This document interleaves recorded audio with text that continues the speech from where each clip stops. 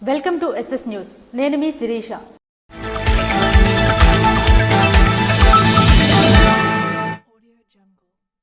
విశాఖపట్నంలో వాల్తేరు డివిజన్ అధికారులతో కలిసి మంత్రి కింజరాపు రామ్మోహన్ నాయుడు సమీక్షా సమావేశం నిర్వహించారు.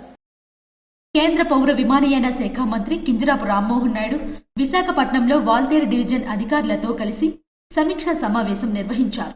ఈ సమావేశంలో వాల్తేరు డివిజన్ డిఆర్ఎం లలిత్ బోహ్రా ఇతర ఉన్నతాధికారులు పాల్గొన్నారు. ఈ సందర్భంగా అమృత్ భారత్ పథకం కింద జరుగుతున్న స్టేషన్ అభివృద్ధి పనుల పురోగతిపై సమగ్రంగా చర్చించారు.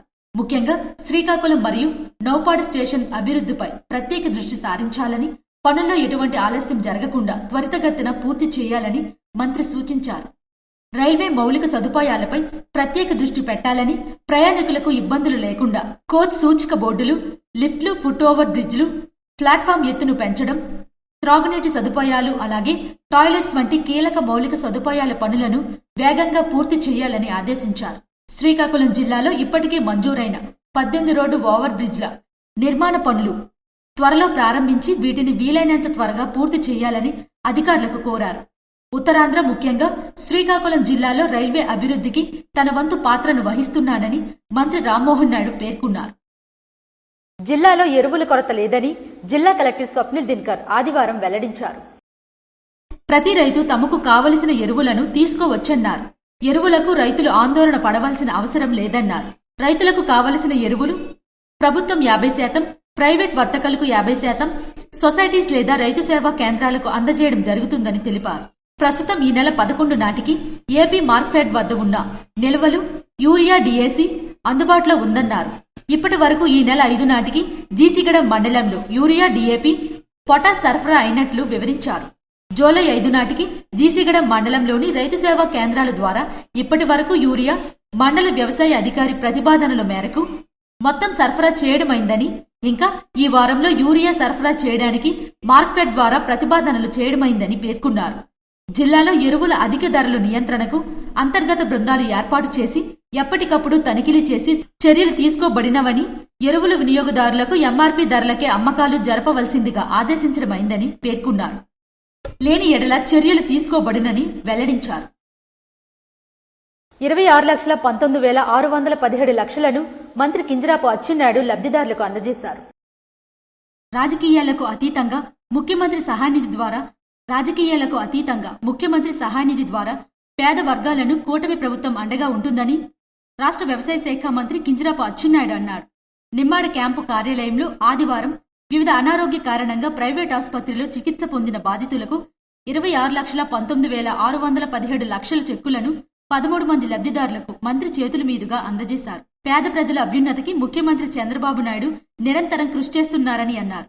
ఈ సందర్భంగా మంత్రి మాట్లాడుతూ, నియోజకవర్గంలో ఏ ఒక్కరూ వైద్యం కోసం ఆర్థిక ఇబ్బందులు పడకూడదని ఆశయంతో నా వంతు కృషి చేస్తున్నట్లు తెలిపారు. ఆపద సమయంలో అత్యవసరంగా అప్పు చేసి వైద్యం చేయించుకున్న పేదలకు సీఎం రిలీఫ్ ఫండ్ కొండంత అండగా నిలుస్తుందని అన్నారు.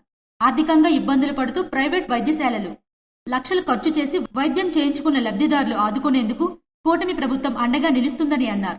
ఈ సందర్భంగా చెక్కులు అందుకున్న లబ్ధిదారులు వైద్య సహాయం కోసం సీఎం చంద్రబాబు నాయుడు అందించిన నిధులు తమకు అందేలా కృషి చేసిన మంత్రికి బాధితులు ప్రత్యేక కృతజ్ఞతలు తెలియజేశారు. ఆర్ఎస్ఎస్ గురుపూజ కార్యక్రమాన్ని ఎచ్చెర్ల ఎమ్మెల్యే నడుగుదుటి ఈశ్వర్రావు క్యాంపు కార్యాలయంలో నిర్వహించారు. గురు పౌర్ణమి సందర్భంగా రాష్ట్రీయ స్వయం సేవా సంఘం ఆధ్వర్యంలో ఏర్పాటు చేసిన గురుపూజ మహోత్సవంలో ఎచ్చెర్ల ఎమ్మెల్యే నడుగుదుటి ఈశ్వర్రావు ముఖ్య అతిథిగా పాల్గొన్నారు.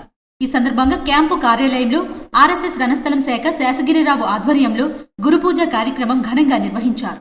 ఈ కార్యక్రమంలో ఎమ్మెల్యే స్వయంగా హాజరై కాషాయ ధ్వజానికి పూజ చేసి గురువులకు నివాళులర్పించారు. ఈ సందర్భంగా ఎమ్మెల్యే మాట్లాడుతూ, గురువు అనేది జ్ఞానాన్ని వెలిగించే దీపం.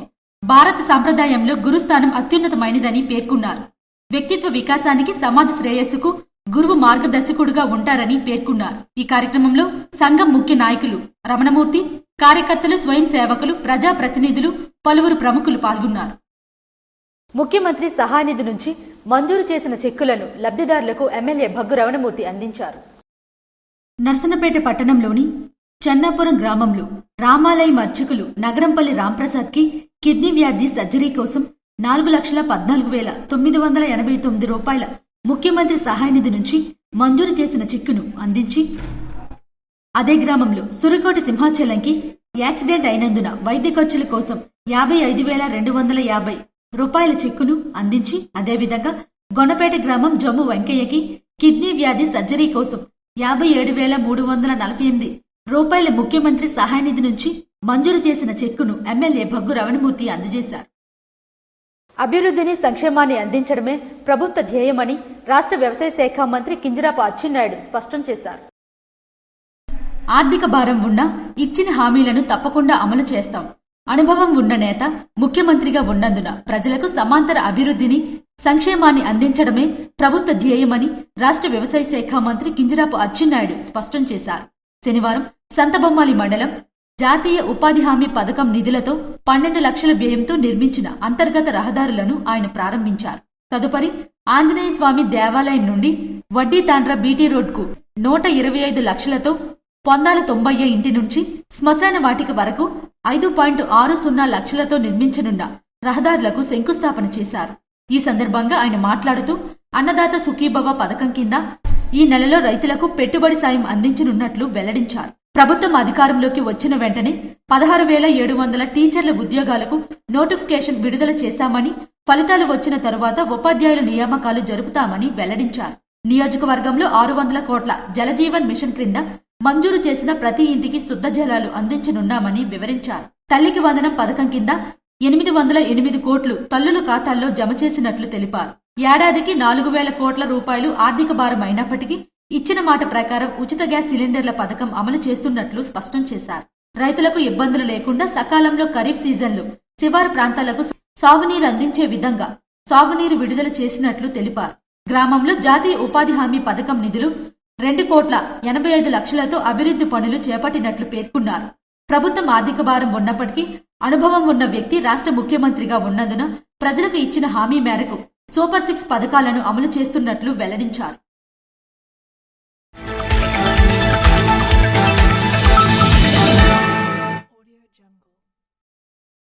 కార్గో ఎయిర్పోర్ట్ పేరుతో బలవంతంగా భూసేకరణ ఎందుకు చేస్తున్నారని పౌర విమానయాన శాఖ మంత్రి కింజరాపు రామ్మోహన్ నాయుడు ప్రజలకు సమాధానం చెప్పాలని వామపక్ష నాయకులు సిపిఎం పార్టీ జిల్లా కార్యదర్శి డి గోవిందరావు, సిపిఐ జిల్లా కార్యదర్శి Chepara Venkataramana, CPI ML new democracy జిల్లా సహాయ కార్యదర్శి వంకల మాధవరావు, సిపిఎం జిల్లా కార్యదర్శి వర్గ సభ్యులు కోనారి మోహన్ రావు, లిబరేషన్ పార్టీ నాయకులు మద్దిల రామారావులు డిమాండ్ చేశారు. బలవంతం భూసేకరణ ఆపాలని కోరుతూ మందసా మండలం రాంపురం బిమిడి గ్రామాల్లో చైతన్య యాత్రలను కార్గో ఎయిర్పోర్ట్ వ్యతిరేక పోరాట కమిటీ అధ్యక్ష కార్యదర్శులు కొమరవాసు, జోగి అప్పారావు అధ్యక్షతన నిర్వహించారు.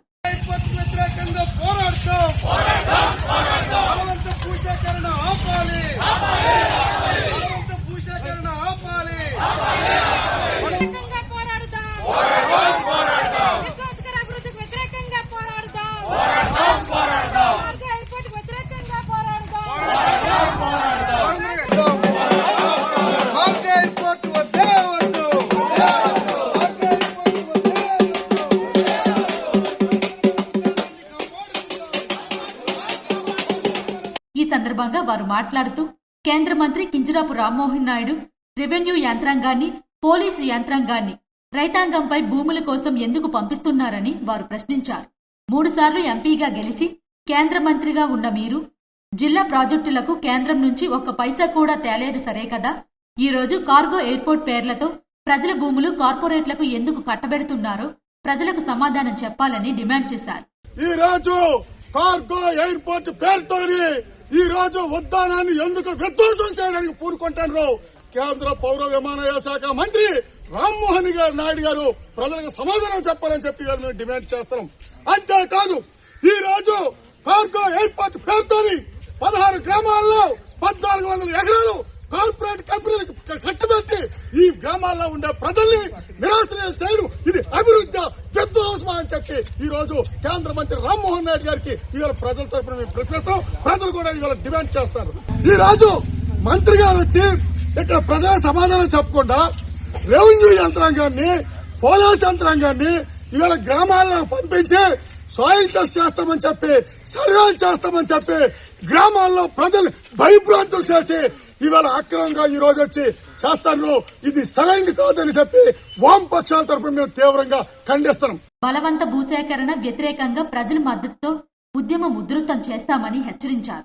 ఈ కార్యక్రమంలో కార్గో ఎయిర్పోర్ట్ పోరాట కమిటీ నాయకులు పి కుసుమ, కె రమేష్, జీడు రైతు సంఘం జిల్లా కన్వీనర్ తెప్పల అజయ్ కుమార్, సిఐటియు జిల్లా నాయకులు ఎన్ గణపతి, జోగి కోదండ తదితరులు పాల్గొన్నారు. వంశధార కాలువ 24 ఎన్బీసీ బ్రాంచ్ కెనాల్ ఎల్ఎంసీ ఎడమ కాలువ వద్ద సాగునీరును ఎమ్మెల్యే భగ్గు రమణమూర్తి విడుదల చేశారు.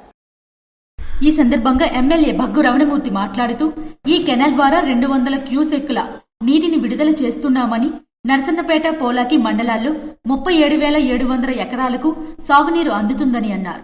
గతంలో 2019-2024 తమ ప్రభుత్వ హయాంలో వంశధార ఎడమ కాలువ ఆధునీకరణ 860 కోట్ల నిధులు మంజూరు చేశామని, అయితే ప్రభుత్వం మారడం తరువాత వచ్చిన వైఎస్ఆర్ ప్రభుత్వం పట్టించుకోకపోవడంతో అవి నిలిచిపోయాయని అన్నారు. కేంద్ర రాష్ట్ర మంత్రులు కింజరాపు రామ్మోహన్ నాయుడు, కింజరాపు అచ్చెన్నాయుడుల సహకారంతో 1200 కోట్లతో ఆధునీకరణ పనులు చేపట్టేందుకు కృషి చేస్తున్నామన్నారు. ఈ అంశాన్ని ఇప్పటికే శాసనసభలో తాను ప్రస్తావించడం జరిగిందని గుర్తు చేశారు. అలాగే రైతులు కూడా సహకరించి చిన్న చిన్న పనులు కూడా చేయగలిగితే శివారు భూములకు సాగునీరు అందుతుందని పేర్కొన్నారు. ఈ కార్యక్రమంలో నర్సన్నపేట, పోలాకి, పర్లాం వంశధార డిస్ట్రిబ్యూటరీ కమిటీ చైర్మన్లు సింహ చంద్రశేఖర్, మిరియాంపల్లి వెంకటప్పలనాయుడు, కింజరాపు సత్యనారాయణ, జలుమూరు మండల పార్టీ అధ్యక్షులు వెలమల రాజేంద్ర, జడ్పీటీసీ ప్రతినిధి మెండ రాంబాబు మరియు సిబ్బంది, రైతులు, నాయకులు, కార్యకర్తలు తదితరులు పాల్గొన్నారు. ఇవి ఈనాటి వార్తలు. మరిన్ని వార్తలతో మళ్ళీ కలుద్దాం. చూస్తూనే ఉండండి SS న్యూస్.